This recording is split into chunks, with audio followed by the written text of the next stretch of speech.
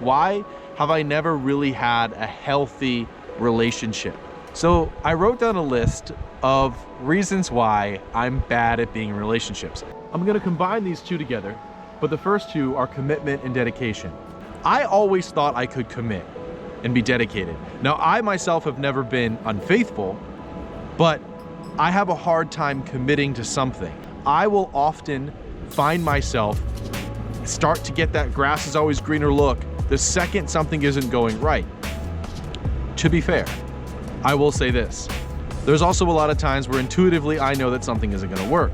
So that the grass is always greener kind of thing is also just a result of maybe not picking the right person. And I know that's a very simple one, and I'm starting out with it like that, but that is a thing that naively, myself, I was like, I don't got a problem with that. I can commit. I'm not an unfaithful person. I have an ability to stay somewhere for a long enough time. I've done it before with certain things, but truthfully, I don't really. And the only reason I can say that about myself is because I never have in a relationship. I've never been with a girl for longer than 2 years, ever. And that 2-year relationship was a long time ago. Putting this out there and admitting this to myself isn't the most fun thing to do because I don't want to seem undesirable. But I can't fix it unless I admit it, unless I say that it's there. And I will never tell a person to stay in a relationship or force yourself to stay in a relationship that you feel is unhealthy, that you intuitively know is not working, because that's the other side of it. Honestly, I think more people stay in something because they feel that they're not going to be happy without it, or more people will continue an unhealthy pattern, whether it be outwardly and obviously toxic, or they're just simply not happy. And I've always been afraid of that. I've been afraid to be mundane. I've been afraid to settle. Ironically, I have settled, but I only settle for a very short period of time before I'm like, I can't do this.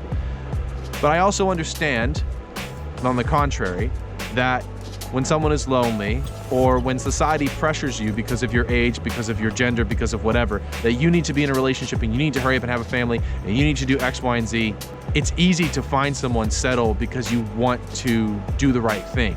Because I have a lot of friends in relationships. Most of my friends that I know in relationships, or they're married, and here I am going to bed every night with my cats. I think a good thing that anybody can do, like for me, if I have commitment issues, dedication issues, is show commitment and dedication elsewhere. Show commitment and dedication to a particular thing, to a group, to a cause, to your work, to friends, to something. Show it. Show yourself that you can do that thing. And that's a universal rule for anything. But to show yourself that you can do that invokes that energy to come into you and allows you to express that elsewhere in your life, the things that might be more difficult, more challenging, more complicated. This is a thought-provoking one for me. I'm really good at giving love, but I do not know how to receive it. I like to be the chaser and not the chased. I have a hard time with allowing people to really see me for who I am. I have a hard time with allowing people into my heart. I have a hard time allowing people to get to know me at the true, authentic, and genuine level. And a lot of that reason is because I don't always feel comfortable with who I am. And I lack a lot of confidence when it comes to other people seeing that and being exposed, and then somebody not loving me, not liking me, not wanting me, which is also a fear of rejection. And I'm very hard on myself, so a lot of things that I'm ashamed about are not wild, crazy things. They're just things that for me, I deem unacceptable. I've had to deal with some situations in my life where I've had to be very forgiving and very understanding of people. Things that have been pretty horrible, whether they're things that have been happened to my family or me personally or my friends or just in general in life. And I think I'm good at not taking things personally. It's almost a sense of detachment, but also just a sense of general understanding that people are complicated. And it gives me this experience in life that I see how people change. I am not the same person I was when I was 18 years old. I'm not the same person that I was a year ago. But I mean on a deeper level. What have you learned? What have you been through? What are the hard lessons that you've gone through? What have you achieved in your life? What are the things that you're grateful for? And I get this all the time. I see this from people. And I can see people, and I can see them clearly, and I see their heart, and I see that everyone's trying. And a lot of the times we all have the same things we want in life. We just have different ways of getting them. Ultimately, I think everybody wants to be happy. Ultimately, I think everybody wants to be loved. And everyone strives for certain things, and not everyone gets them in the same way. And it's funny, if I could tell myself this every day and work through this with myself and not hold myself to these unrealistically high standards, then I would be able to give myself more grace. And I'd be able to look at what I've done in the past that I'm not proud of, the things that I'm shameful of or feel guilty about, and I'd be able to get past them and move through them. Because if you can forgive yourself for things, then it doesn't matter if anyone else forgives you.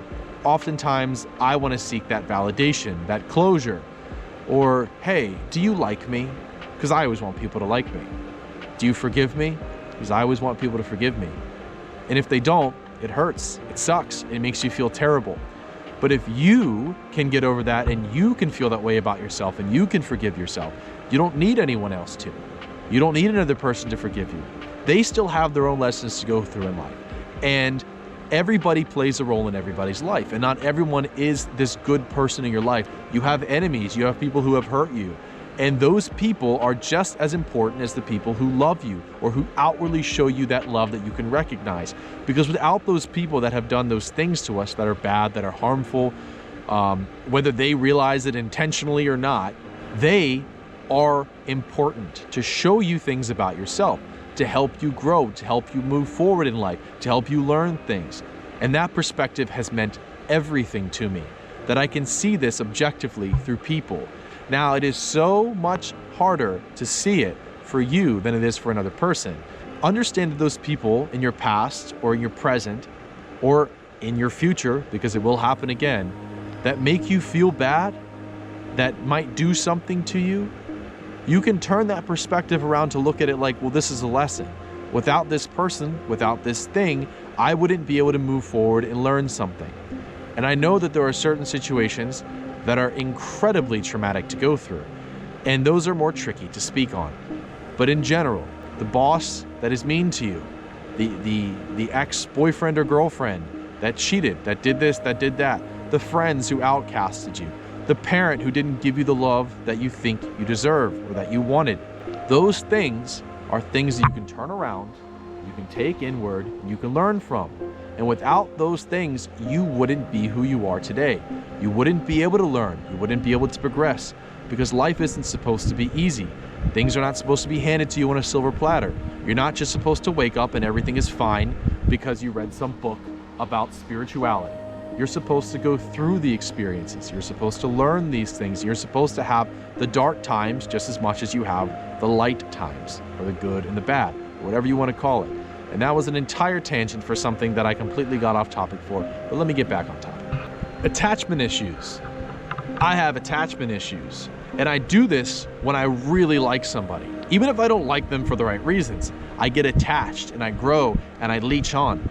When I was going through attachment issues with people, and I still am, I would feel like that person would absorb and take over my life. They would do all these things, and that I gave them all this power. A lot of people have attachment issues because it's simply showing you that you're lacking self-love in XYZ area. And you might not know what area that is, and you might not know how to get it. You might not know how to take that piece of advice and say, okay, well, thanks for telling me that, Eric. Now I know exactly what to do. It's tricky, it's complicated, but all it is it's showing you something that you're lacking in yourself. And you can ask yourself that question. What about myself do I not feel comfortable with? Why do I feel like I need that person to feel happy, to feel safe, to feel secure, to feel good, to feel loved, to feel whatever? Why do I feel like I need them? And then answer that honestly, genuinely. For me, a lot of the times is that I didn't want to be alone. I was terrified of being alone, and I thought that I couldn't make myself happy. And I started spending more time alone and doing more things alone, and I got better with it. I didn't cure it. I didn't fix attachment issues. And the other thing was that I felt as if I had to take advantage of these opportunities because they wouldn't come very often. You meet a person, you fall head over heels for them, or you feel like you do, and you feel like nobody else will ever make you feel that way. That person is the most special, the most important thing, and usually this happens like immediately. The idea of a soulmate is lovely. The idea of the one special person that no one else could ever compete with is a wonderful idea. And I'm not going to take that from anybody. But it is ridiculous to think that one person is the only person that can make you happy. Don't hold on to a person Don't give somebody so much of something because you feel like if you lose them, you'll never feel happy again. And I'll tell you another thing that I'm gonna hear, and this is not to be insulting, but it is another ridiculous thing, is to stay with someone who is not good for you because you say you love them. Ridiculous. Stop that bullshit. You can love someone and not be with them. You can love someone and never speak to them again. Love is not confined to you being with that person. That is not love. That is called attachment. Most importantly, you have to show yourself your worth, and you are worthy of love. Everyone is worthy of love, but you have to show yourself that. And keeping that unhealthy person around, keeping that toxicness around, doesn't do it. Do things for you that show you that you love you, and then you'll be reminded of that shit daily. Sex. I've never talked about this on my channel, but it's very important in relationships and in general, in life. It's something that should be enjoyed, that should be pleasurable, and most importantly, should be connective. When you're with a person, and for me, this is what I've never really experienced, is the spiritual side of sex, right? The spiritual side of it. Sex is not a performance. It can be fun to make it that way, and that's all you see. If you go on the internet, if you look at porn, if you look at what's going on in the world now, how everything is so sexualized for empowerment reasons, we can talk about that another day. If you feel empowered through sexual performance, that's fine. You do you, and I mean that. I'm not trying to tell somebody what they should or shouldn't do, but I'll tell you my problems. And if it relates to you, then good. The whole sex side of something, if it was a performance, would be exciting as a build-up, but like kind of right after it happened, or even sometimes when it was happening, I was completely disinterested. I was like, wow. And I think a lot of guys need to talk more about this, and women as well, but I can only speak from the male perspective, right? I want a sexually connective experience that's spiritual, and I've never had it personally. And I'm not an expert to speak on this by any means, so I'm just kind of expressing maybe what I think it would be, or maybe what I would want it to be without really having the experience behind it. There's been very, very few people I've met in my life, men or women, that have talked about sex in a spiritual way. And no one that I've been with has ever talked about sex in a spiritual way. And I'm not knocking them, because I haven't either. And I think that society has kind of pushed us down this path of sex being a performance-based thing. Sex being something of like an absolute visual, or just anything performative, anything that makes you feel like you have to do the best, be the best, do this thing. And it takes out the connectivity in it, and it puts a lot of pressure on it. People have sex immediately without even really knowing the person. And again, I'm not saying it's impossible to have sex with someone very quickly, it not be spiritual, beautiful, and connective, and it not work. I'm not saying that. I'm just saying that you do put yourself in an extreme disadvantage when you do that. Sex should be something that's a little bit more sacred, and we don't make it that way at all. We make it into a whole production. But I think most importantly, waiting, giving it some time to really get to know that person, and taking the intimacy slow, because you don't have to be intimate in just a sexual way. Actual intercourse is not just intimacy. There's intimacy in so many different ways, and it doesn't even have to be anything sexual. It doesn't even have to be touching. Intimacy can be so many different things, and to value that level of intimacy, especially when you're first getting to know someone, over literally having sex with them. I'm even judging myself when I'm saying this, because I feel like I'm like a preacher. Like, if you have sex, you'll get pregnant and you'll die.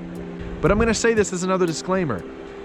I'm not saying you can't just hook up with people. You have free will. Do what you want. It doesn't make me right and you wrong. But I'm just giving out a perspective, because I know how people are, and I know how sensitive this topic can be when you start telling people what they should or shouldn't do with their body, which I'm not doing. I'm just offering an alternative perspective about how you can view yourself if you feel like you're having issues in that sense. And I'm gonna end it there. Thanks for watching. Feel free to reach out to me anytime you want. If you have any questions, DM me, message me, whatever. Check out my website, guidingperspective.com. You can find that link all over the place. It's in my bio and stuff like that.